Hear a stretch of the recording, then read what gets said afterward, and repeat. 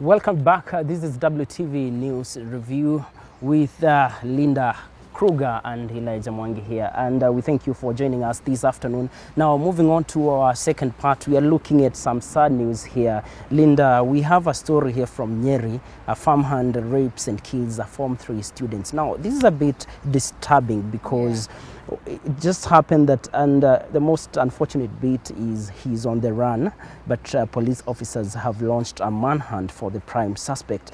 And this is basically, Felista Murugi Minor, 17, a student from Gatugi Mixed Secondary School, is believed to have been killed on Sunday afternoon, moments after her planned visit to see a sick friend in the hospital. Now, this is someone who used to assist the grandmother in the Shamba because Felista, used to stay with the grandmother, but then this farmhand turned, to be a beast, raped her and then killed her, and he's on the run.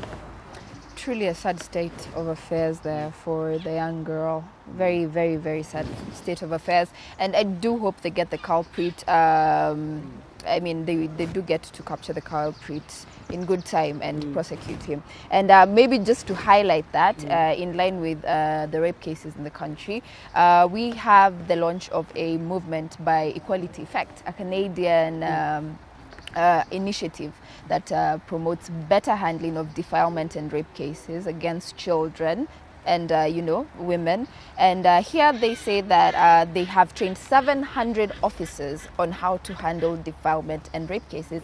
I think that goes a long mile because we have these cases rarely getting reported and officers not knowing how to handle them. A rape or defilement case is a very volatile and vulnerable sort of issue to handle. And this is very good to have them trained on how to handle this. And most of the times the culprits do escape due to faults here and there in the legal process. So I think this is a good initiative by the Equality Effect, and it's called 160 Girls.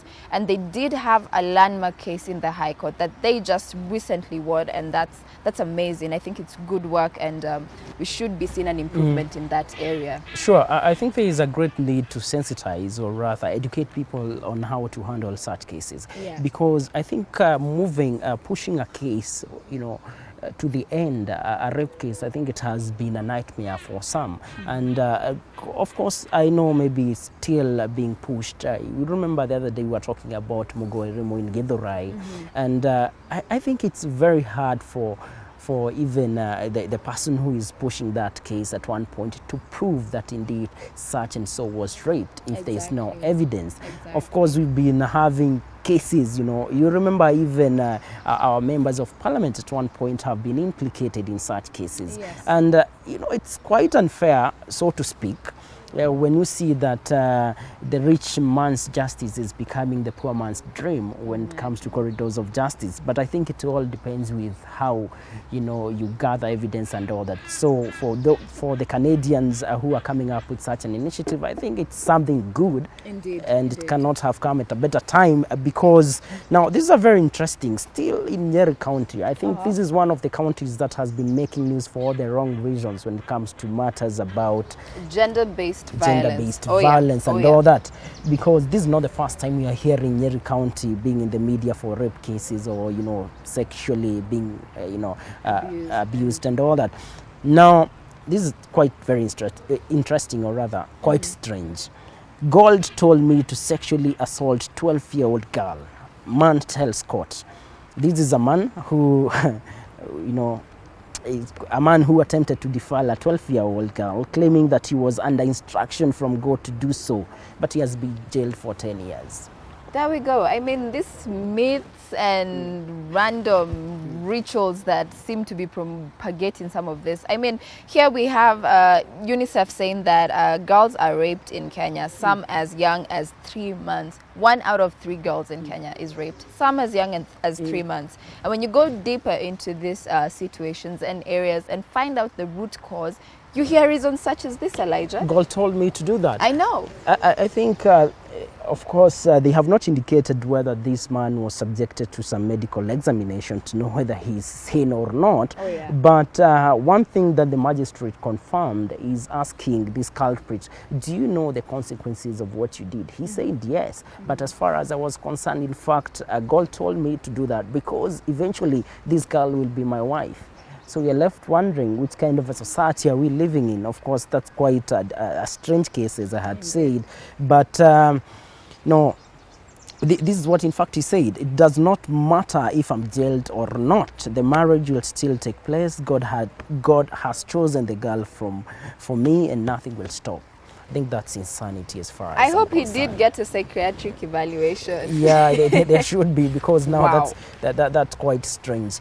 Now, remember, you are watching WTV, your Biashara channel, and so let's now focus gears to matters business.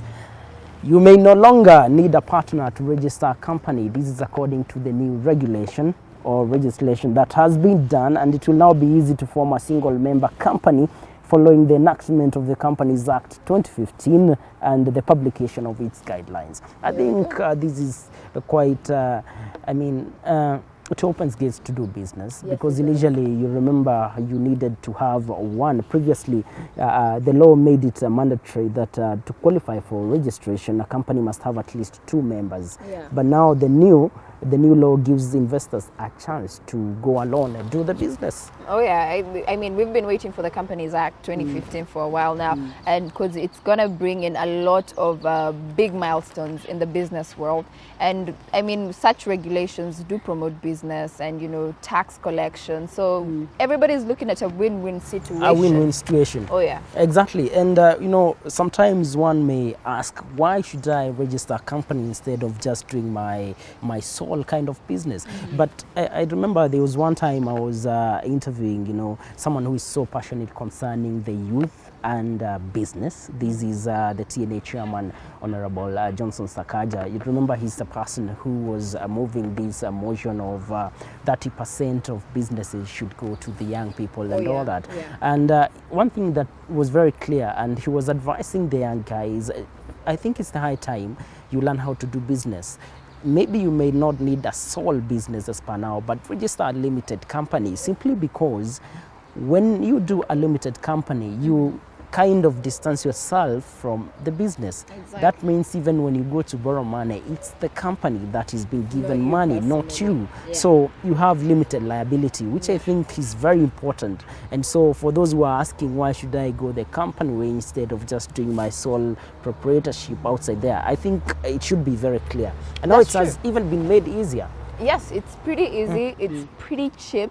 I mean, for you to go out there, and now the fact that you can do it alone, you just need to save up the right amount and just get everything started.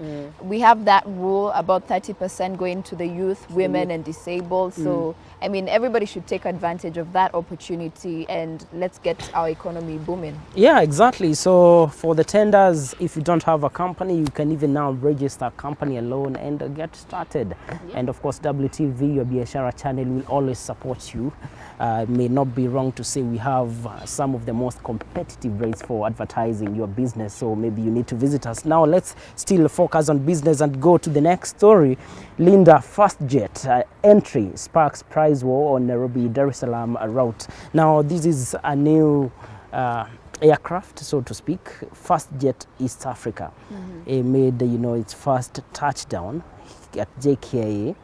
And this means one thing for Kenya Airways, our national carrier. They will have to dance to the tune. Remember, we say when the music changes, the dance changes as well. So we have now FastJet getting into the market, and Kenya Airways slashed the cost of return ticket from about 39,000 to 27,000 upon arrival of competition. Oh yeah. Let's look at it like this. Kenya Airways has been struggling with so many things, but as far as what is in public domain, it's that loss, you know, that made history.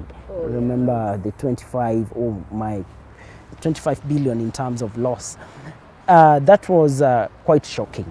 Now we have entry of other firms in the industry. Fastjet is here. For you, do you look at it like, you know, this is good for us, or it's basically killing our Kenya Airways? Oh man, it's such competition is good because it keeps everybody on their toes, and I think we need that competition. That whole monopoly situation, we've had it, and as we saw in their last financial year, I mean, the results were dismal. So they should, I think, take this positively and re-strategize. I think the most important thing for Kenya Airways is to re-strategize. I loved the launch of their domestic flights and the really good rates that they're giving, and they should continue that. But a re-strategization would be very important for them, because I mean, companies are coming up.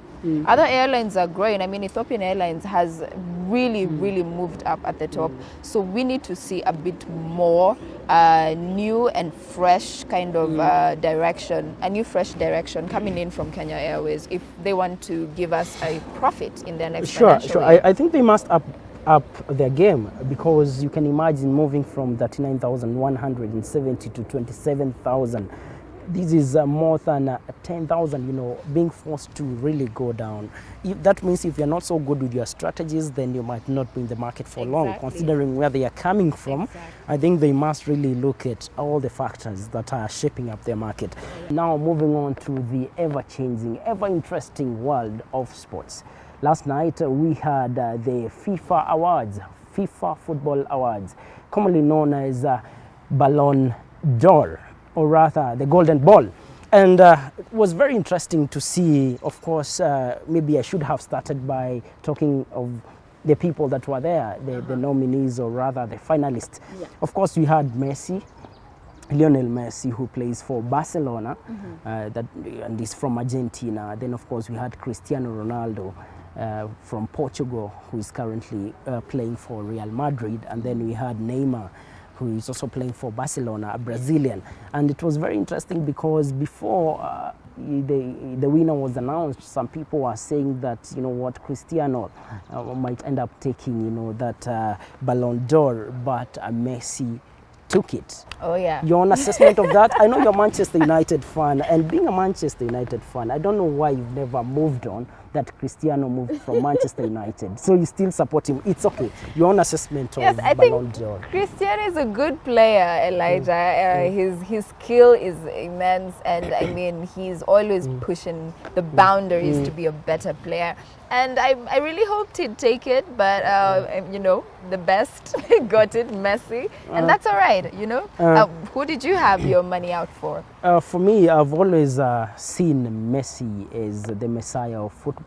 As always this, you know, I don't know why people compare Cristiano with Messi, but they have their own reasons. But for me, I think Messi stands out. The only person that I thought maybe was, I mean, it was very early for him to take, you know, that Ballon d'Or. It's Neymar.